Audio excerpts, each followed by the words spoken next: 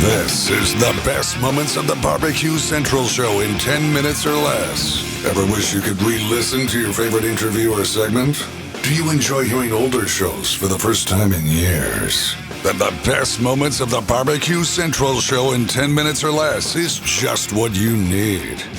Thanks for listening and enjoy the show. Hello, friends, neighbors. John Solberg here, your host for the best moments of the BBQ Central Show. I'm always happy to tell you that this show is brought to you by The Butcher Shop, purveyors of highly sought after 100% Australian non-crossbred Wyvara 9 Plus briskets. And as always, they're handpicked just for you. The Butcher Shop has been retailing the finest meats for more than 15 years. And every week they're shipping out competition quality meats to many of the biggest teams in the competition scene across the nation. Simply put, teams who use the Butcher Shop win and they win often. You may not be a competitor, but you still deserve the finer cuts in life. I have great news for you. The Butcher Shop is shipping some of the finest prime, dry-aged Australian Wagyu and Japanese Wagyu steaks to people just like you and me who aspire to be the kings and queens of the backyard. The Butcher Shop always has Berkshire, and you got to try that sometime, Compart Duroc, Allegiance Duroc, and Prairie Fresh all-natural pork in stock. And again, it is always handpicked just for you. So let's review. The best competition briskets, check. The best pork selection, check. Giving you better overall options to cook at home, check. So give the Butcher Shop a call today, 850-458-8782. That's 850-458-8782. You mentioned the BBQ Central Show, and you're getting 10% off your entire order each and every time you call. Also, go check them out on Facebook, facebook.com/The Butcher Shop. Shop is spelled S-H-O-P-P-E. The Butcher Shop is home of the 100% Australian non-crossbred Wyvara 9 Plus briskets.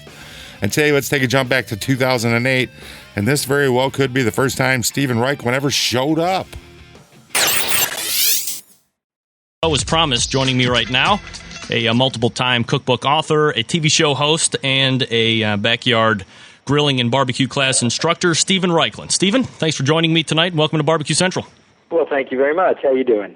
Well, it's been a tough couple weeks worth of chasing, but we finally got you hammered down. I'm excited to have you, so welcome back. All right. Well, thank you.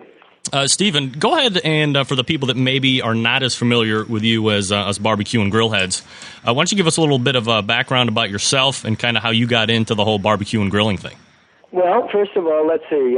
Your readers probably know me as the author of the Barbecue Bible or How to Grill or BBQ USA, all published by Workman Publishing. I'm also the host of Barbecue University and Primal Grill, both of which air on PBS. Now, I've talked about it a number of times, but go ahead and tell the listeners the difference between, or at least what you think the difference between barbecue and grilling is.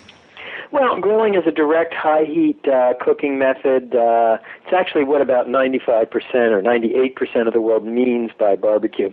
It's a direct high-heat cooking method. What's that mean? That means you are cooking small, tender, quick-cooking foods directly over the fire. True barbecue is a low, slow, indirect method. That means you're cooking next to the fire.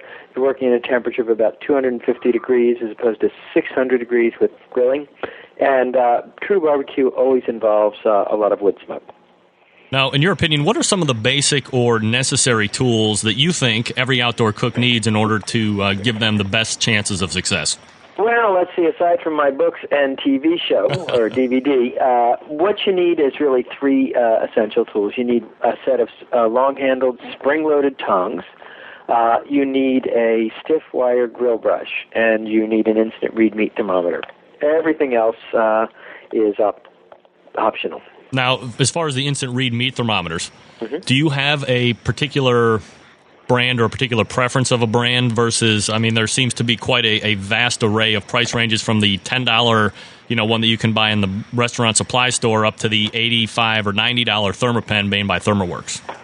Well, I manufacture an instant read meat thermometer in my Best of Barbecue line. So, obviously that would be the one I recommend. It's pretty low-tech. You stick it in the food, and then it just gives you a reading. It's analog, not digital, so there are no batteries to worry about running out or anything. However, some people prefer digital. There are wireless instant read meat thermometers. I'm actually sort of a cautious fan of those because I really believe that people should stay by the grill, man the grill. I'm not sort of real keen on anything that takes you away from the grill. Now, people seem to be under, I don't know, I think I'm a little bit more of a believer that's a misconception, but they think that once you pierce the meat with your thermometer, you're letting out all the juices, and it's really more of a bad thing. But I think it's more of a necessity to make sure that you're getting up the temperature. What are your thoughts on that? Well, let's remember that meat is not like a water balloon. I mean, if you prick it once, it's not like all the juices are going to squirt out and you're going to be left with this empty bag. I mean, there's lots of connective tissue, there's cells, there's cell walls. I don't advocate stabbing a steak 1,000 times with a barbecue fork like you see some guys, but, one poke with an instant read meat thermometer, believe me, is not going to do any harm. And on the contrary, cooking something that is not cooked to the proper temperature could do an enormous amount of harm. Now, just for everybody's knowledge, can you refresh us on the Reichland's rules and why you feel they are a critical part of the grilling process? Absolutely. Well, I think you're probably referring to keep it hot, keep it clean, keep it lubricated, my rules for direct grilling. That means you start with a screaming hot grill grate. You brush it with a stiff wire brush, and you oil it with a folded paper towel dipped in oil or a non-flammable grill spray, oil spray. And the reason you do this, first of all, you'll get less sticking, you'll get better grill marks, and, much as some people think that salmon skin or squirrel burnt on from last year adds flavor, it really doesn't. It's just simply disgusting. All right, so let's go ahead and move to the new book that you have coming out. It's going to be called Planet BBQ. Give us a lowdown about it, what we might be able to expect from this effort. Well, imagine if you did a round-the-world tour and it was seen through the perspective of live-fire grilling. I've been working on it for 4 years. I will have traveled to somewhere around 52 or 53 countries on 6 continents. It's really kind of about the soul of barbecue, how barbecue is practiced in countries as diverse as Australia, Argentina, Turkey, Azerbaijan, United States, Trinidad and Tobago, Korea, Japan. I mean, you name it, I've been there to research it. Now, how does this differ from many of the other books that you've written? Because I know you've traveled the World Barbecue Trail. And sure. Well, Planet Barbecue Bible. Hang on one sec. Barbecue Bible was my first grilling book, and it had an international flavor. I think the difference with this is going to be more a travel book. The photographer I'm working with is a National Geographic photographer. This will be very much kind of in your face. You'll see the scene so clearly. You'll be able to smell and taste the barbecue, and sort of imagine the smoke in your eyes and your clothes. We also plan to include hundreds of step-by-step photos in the manner of my book, How to Grill. So, it'll really take you to the place and then tell you how to do it at home.